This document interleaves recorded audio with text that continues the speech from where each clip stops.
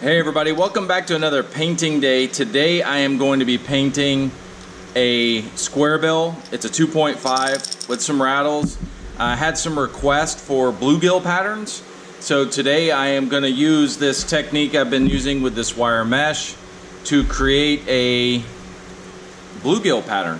So let's get to it by priming the bait. We're going to do it white to start, just with this opaque white.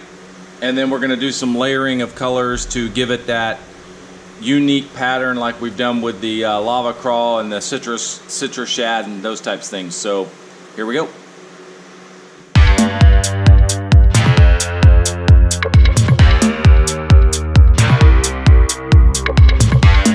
Alright, so I got this all primed white. Because of the texture pattern that we're going to use, I'm going to go ahead and hit it with a really kind of just regular yellow. I mean, it's just opaque yellow. That's all I'm going to do. I'm going to put a layer on there of that, and then we'll be ready to go with the layering, the masking, and then to create that three-dimensional effect. Now, one thing I'm going to try to do in these videos from now on, just so you can keep track of what I'm doing, is have the colors that I'm using back here in the back. So this is the opaque yellow that I just did. And what I also did, I used this detail black, and I just put a little bit of it on the belly because of the pattern we're going to do. I want that black to be able to show through on this bluegill pattern, along with the orange we're going to put over top of it. You'll see here in a minute once we mask it off and everything. So I've heat set all this, and I'm going to let it sit for a few extra minutes because we don't want this masking material to bind up with this older paint. So what we're going to do is we're going to heat set it, let it sit, make sure it's good and dry, and then we'll go back and do the next step and make sure that we get it fully masked and then start our layering. Alright, so we've got it masked off. It's all ready to go for the first coat of paint on the upper layer. So I'm going to use this transparent leaf green. I'm going to put on a pretty heavy layer over the whole bait. And then once I get that done, I'm actually going to darken this color up. I don't have a much darker green than this. And once I darken it up, we'll go over the top with a little overspray, just kind of working our way back using that angle method. And then we'll hit the bottom with that orange, and we should be able to reveal the bait at that point and have that really cool texturized pattern, kind of like what we got with the lava crawl or that citrus shad that I painted. So let me mix up the paint and we'll be ready to go. All right, so we have it all masked up. We have our darker green that I mixed up, ready to go. Put that back over there too. So what we're going to do is we're going to shoot on that angle, just kind of straight back over the top. And then we're going to, we did turn the air pressure down quite a bit. So we're just going to kind of go just straight down, up and over. So.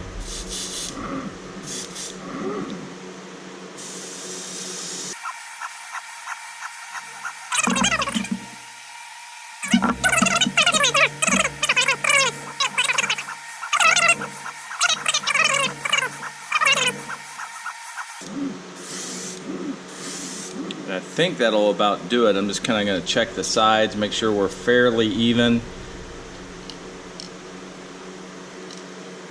Pretty close, a little bit more on this side, I think. All right, so we'll heat set that. Then what we're going to come back, I'm going to do is I'm going to take some detail sepia, and I'm going to use a hair comb, and I'm going to put some, just some little striations down the side. And then we'll hit that bottom with the orange before we do the big reveal. Okay, we got this sucker flipped over. I'm gonna lightly hit both sides of this and maybe a little hazing down each side, just to give a little bit of orange on the bottom. And need to tilt that sucker back a little bit more so we can get that same kind of effect. So we're just gonna go from right here at the nose, just straight back.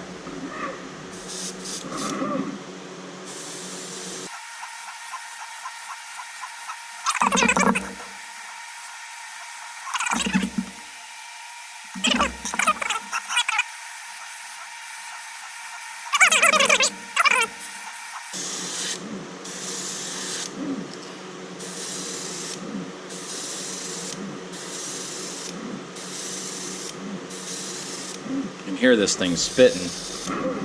it does not like this detail orange. I'm not sure why. It doesn't seem thicker than anything else, but all right, we're gonna heat set it and we'll come back and take a look. All right, we got our heat set done.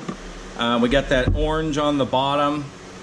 Kind of hard to see probably from that angle. So what we're gonna do now is I'm gonna use this comb that I've kind of masked off a little bit. Bought this at the dollar store. If you're interested, they're $1. And I'm gonna just lay this on the side. And I'm gonna just use that detail sepia to give it a little bit of that. Man, that's pretty close, sorry. I'm gonna lay this on the side to give it a little bit of that striping pattern you see in some of the bluegill species. Just a little light for shadowing.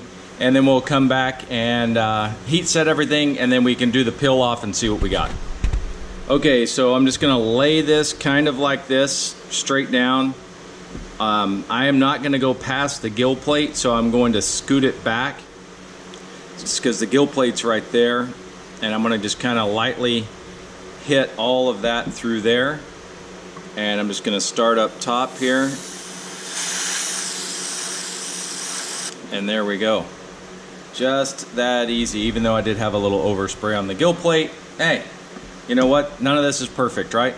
So we're gonna hit the other side, heat set, and then I'm gonna do a little bit of the detail sepia over the top, just to kind of blend all that in, and then reveal time.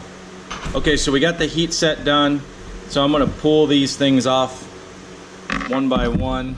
Actually, it would probably be easier.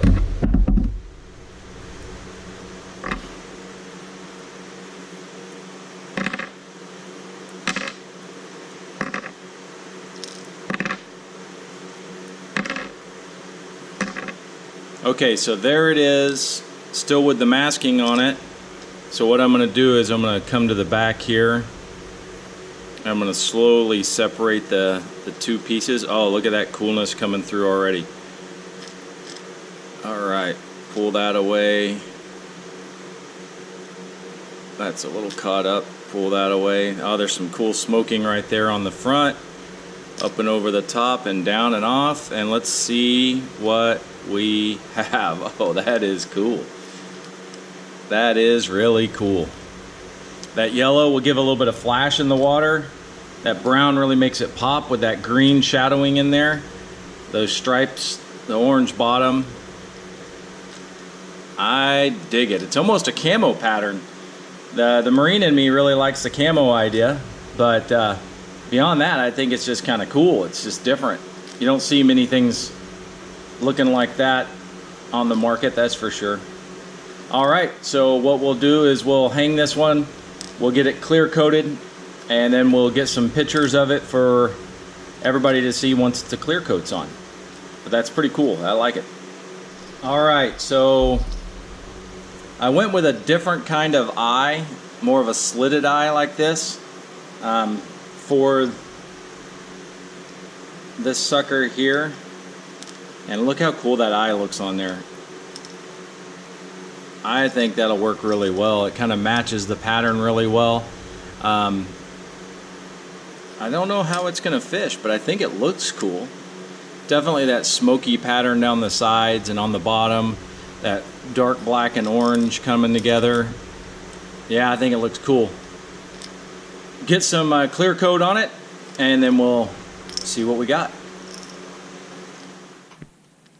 So here is the camo bluegill, and I don't know what else to call it besides that, because it kind of looks camo to me. It's got those really cool, I call them slotted eyes earlier, or slit eyes, but they're more oval. But they match really perfectly with the color scheme of this bait. You know, it's that layering effect, that three-dimensional patterning that gives it that really cool look. You know, transitioning from that darker sepia and green mixture over to the light green with those stripes on it, and then down onto the bottom to that orange and that little bit darker orange right underneath the belly there in the throat. That bait looks killer, and that clear coat really helped it to pop really well too. As always, I appreciate you guys watching. You know, hit me up in the comments, let me know what you think. And you know, give me some suggestions for some other baits you'd like to see me paint or some other patterns. I might just do it, you know, and it could turn out really cool, or maybe it's just beyond my skill level at this point, but we'll see. But once again, thanks for watching. I appreciate the support, and we'll see you next video.